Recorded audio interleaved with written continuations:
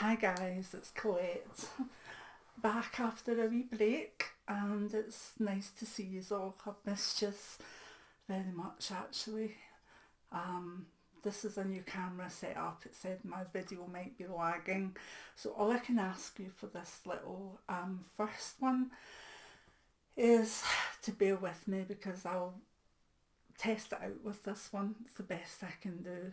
I've got a few lined up to do and I hope to do them over the course of the next few weeks. First of all, I'd like to say a big thank you to everybody that basically sent love and healing and potentials and just so many lovely words after wee Benji died. Now I'd taken time off at that point. I was needing a break, as you know, and I had the book to go on with and all sorts of things to do. So I was off recovering from the autoimmune flare-up I had, etc. And so I just knew I would be off. And then the next thing I think he heard was a few videos going up about Annie jumping about and then Benji.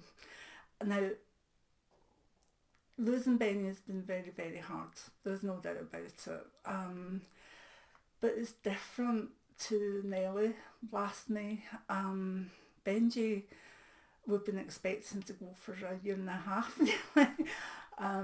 He was old, he was infirm, but he still kept going, he was still eating, he was still doing his business outside, etc. And when Nelly died out of the blue tragically last May, is it a year? I can't believe that. It's like 3 months ago. But anyway, when Nelly died, it was tragic, it was crushing. She was only 9 and the lifespan of the Chinese crested, they can do 13, 14, 15. So it was completely out the blue, and as you know, it was quite tragic with a massive fit.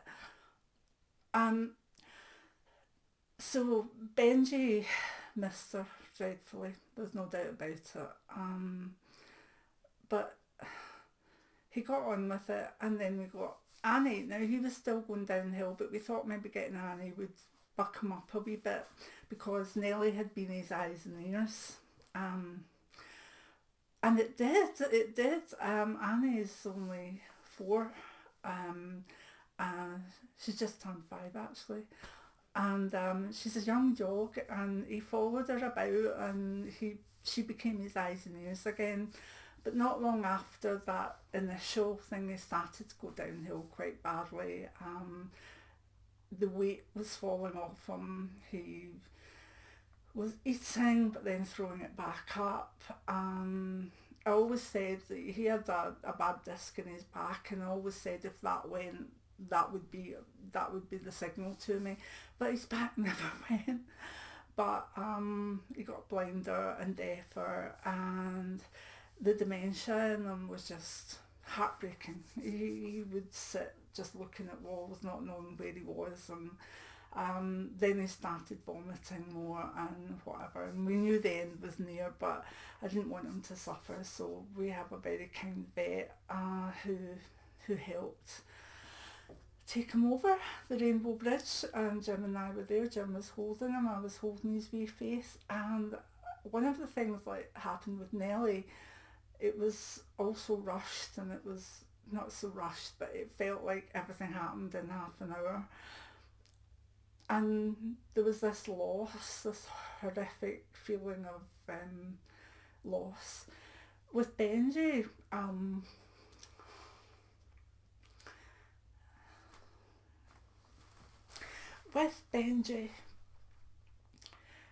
what happened was when he had his jag, he didn't fight it, he didn't, and I felt his spirit rise, and as his spirit rise, I felt this huge sigh of relief, and I knew we'd done the right thing. It was like he'd got rid of this aged, tired, infirm body. And it was just this sigh, and I thought, oh my God, in my memoirs and stuff, I've seen people die, I've seen the spirits leave their body, I've had pets that have passed, and it's felt peaceful for whatever. But with Benji, it was like, his wee spirit was like, oh my goodness, thank you, release. And I'll never forget that. And I needed you to know that, because if you have a pet that you love and they're getting old, sometimes you can keep them a wee bit too long. And I never wanted to do that with him, but he had this time where he did thrive again after Annie came for a wee while. But then it was his time to go. But his wee heart, oh my goodness, he was just a strong, stubborn wee lass at Apso, who was just the best wee dog. And since then, as I say, I put up a quick video. He's there with Nelly. This was probably going to be a coffee and a chat, so it's not really. It's just to thank you for everything. I think the funny thing was, having written the Dying to Live book, there was a whole section on pets there. So I've written the book on it basically, but it's still not easy. You know all these things, but it's still not easy. So, and then after it happened, we had ourselves to ourselves a wee while, and then I let you know, and oh my goodness, I just could not believe what a wonderful community we've got here. And so many other people said that their dogs had passed in the last month, the last 6 months, and they knew exactly how I was feeling. So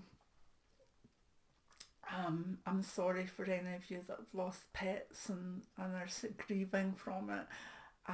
As I said in one of my community posts, I type there when I maybe don't want to come online, but we make ourselves vulnerable by having a pet, because you can't not love them, and when you love them to bits, and then they have short lives, and that's losing them, and giving them back is the price we pay for the love and loyalty and joy of a little pet, a cat, a dog, a bunny rabbit, a horse.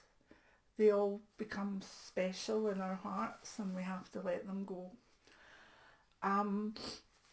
The girls have been great, and Jim's been great, and I'm actually feeling a bit better. Still a bit swollen and stuff, but I think the inflammation is starting to go down. I've got more tests next week or the following week, I think. But genuinely starting to feel that I'm getting myself back, and also I've had quite a few visitations of spirits that are almost like as though, when are you doing your mediumship? So I think they're telling me the time's right to get back with the channel, so that I will do, hopefully. And as I say, bear with me if this different camera setup isn't working. I'll go back to the phone. It's just I've got this set up for Zoom and stuff, so just it would be quite handy to, do it all with the one, but it doesn't matter if this one's lagging or the computer's too slow. It's not worth the hassle, So anyway, I hope you're all good. Let me know how you are, and I look forward to doing a few videos for you. It's a week or so. Next week, not this week. Next week is my birthday, and I don't know how it happened. A lot of you out there will understand too, but I don't know how it happened, because I'm 62.